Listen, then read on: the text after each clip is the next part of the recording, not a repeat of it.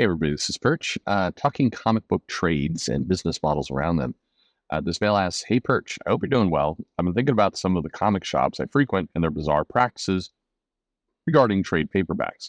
For what it's worth, a lot of comic shops, I think they struggle with trade paperbacks a little bit, particularly ones that have been in business for a long time. They built themselves up on floppies.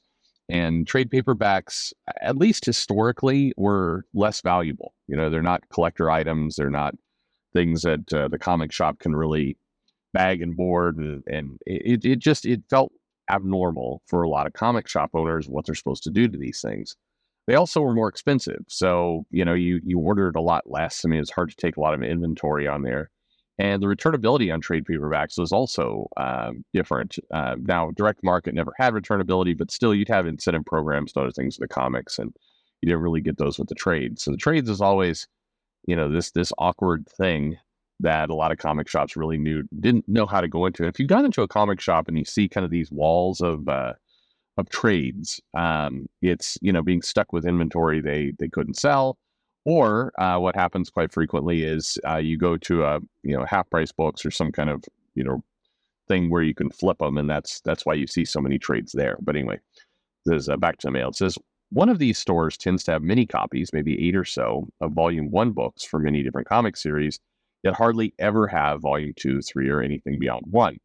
I've seen this happen with 1 or 2 titles at their stores, but this nearly the entire section of trades at this store I go to is like that. The other store I go to has a massive selection of all sorts of trades, omnibuses, and manga, but has a weird practice of needing to reorder every single book they sell. I understand needing to keep your store stocked, but when I'm buying something from them that's niche or has been sitting there for over a decade, I should know, I've been visiting it for nearly that long, wouldn't it be smarter to just let it go? The constant need to reorder everything someone buys has led the store to be somewhat overcrowded, with overflow books piled on the floor, and this is even after they move to a bigger space. I was just wondering what you'd make of these scenarios, what drives stores to have business model like these. Sorry, it smells a bit long, but thank you for taking the time to read it. Always. First off, the first model is really explainable. Why they only have Volume 1? It's because the store doesn't fully believe in trades. And so, it's somewhat even tried and true. I mean, it's not wrong that the first volume of things tends to do the best of all the volumes. You can see this in how, you know, things like Saga and Walking Dead and others sold.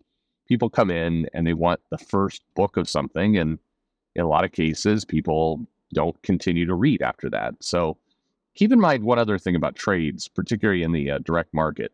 For a very long time, and I think this has changed a little bit, but for a very long time, the trade paperback was generally bought by newer readers, people who are not super into comics.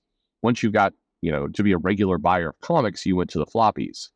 And so the trades were generally bought by, you know, tourists, if you will. I don't like the way that sounds, but people who are newer to comics, or they're bought as gifts. Like, hey, I'm going to, you know, buy my friend this, trade first volume of, you know, Walking Dead. So that happened a lot in my shop. And then they wouldn't come back for more. And generally, you know, if the person likes it, they're left to their own devices to go buy it off Amazon or whatever it happens to be. But, you know, the first volume is the hook. In some cases, a lot of comic shops are thinking, hey, if they buy that first volume, then, they'll flip over and start buying the trades. They kind of people want the volume 1 on their shelf, but they don't need all the volumes on their shelf. That's a weirder one. There's a comic shop owner I used to, you know, trade information and kind of, you know, what's working, what's not with all the time.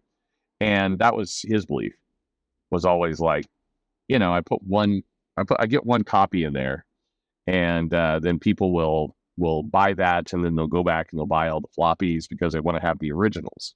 And that's, again, that thought process of the floppies are the originals, the floppies are valuable, and the trade paperback is, you know, a reprint, basically. And by the way, that thinking, I think over time is probably going to be a problem for a lot of people because it doesn't hold up over time. That's kind of old school thinking. The trades are going to be more valuable just in and of themselves, and that's just where the business is going. The second scenario you describe is a little bit, I've seen this too, and it's a little bit stranger, the idea that I have to constantly reorder. Now, if it's the volume one, again, if it's the anchor or the beginning of a series, I get why you'd want to reorder. And to some extent, the store is being savvy in that they're not ordering like 20 copies of something. They're ordering one, and then they're, when if they think they can move it again, they reorder. And in a lot of cases, if they move it once, then they believe they can move it twice. And so you definitely see stuff like that. It does lead exactly to the scenario that this reader, this listener is describing. Though you get overstocked fast, and before you know it, you've got all these copies of unsellable stuff. Um, there was a store that went out of business, and I don't think this is why, but the thinking probably is where if they sold one copy of a trade, they would go back and they would reorder two. They would basically double their order every time. And the logic was there, if it goes once, more people are going to want it. So have it on hand and get a view. And before you know it, you've got stacks and stacks and stacks of books. And, it's hard to move them. One thing that has happened to trades is that the margin is a little bit better. And for those of you who have been, or, you work in a comic shop or listening to this as a comic, retailer, you may go, I don't know what he's talking about. But if you take the long view, if you go back to the 90s and even the early 2000s, the margin on trades was worse. It got better around 2008, I want to say, kind of right around that time period. I think it was because the volume of trades was starting to sell better for the big two, so you started to get some efficiencies of scale, and then the margin was higher in what you got. But that's basically my answer there. I mean, it's a philosophy. But the first one, I definitely see some wisdom on. I've done it too. It's you definitely want to decrease your orders from volume 1 to volume, say, 6, because very few people, if they're coming in new, and remember, a lot of trade paperbacks are being sold to new people, to new readers, and they're not going to come in and buy copy 6, nor are they going to buy copies 1 through 6. They're going to buy copy 1, and so you're going to get those cleared out, and then you're going to lose some customers for for the second volume, and then the third volume, and the fourth volume, and so it's a law of diminishing returns. But the first volume is going to do best for sure as a perennial kind of copy. So totally get that. That makes sense. Order high on one, and then decrease your orders down the road. The reorder thing, again, I've seen it. I don't think there's a lot of good wisdom in that. If you see high interest, you order it. The thing that I've seen, and I think is quite frankly the most effective, and I've used it to some extent myself, is you order a couple trades, but you don't go crazy about it. You don't want to outlay the cash, and you don't want to have the stock sitting around. And what you do is you promote and hype it to people coming in. Hey, would you like this trade? Sign up, and you'll have it within 2 weeks. And generally, you can deliver on that promise. And now, granted, you will lose some business of people just kind of coming in and wanting something right then. But those people are typically going to be the people who want that volume 1. So it's a good idea to have those volume 1s in hand, and then have a really clear, really easy ordering system, including even like I at one point put something on the shelves next to the trades of, are you looking for a trade paperback you don't see here? And there's a QR code, and the QR code would basically go to a text message, and it would just text me like, what are you looking for?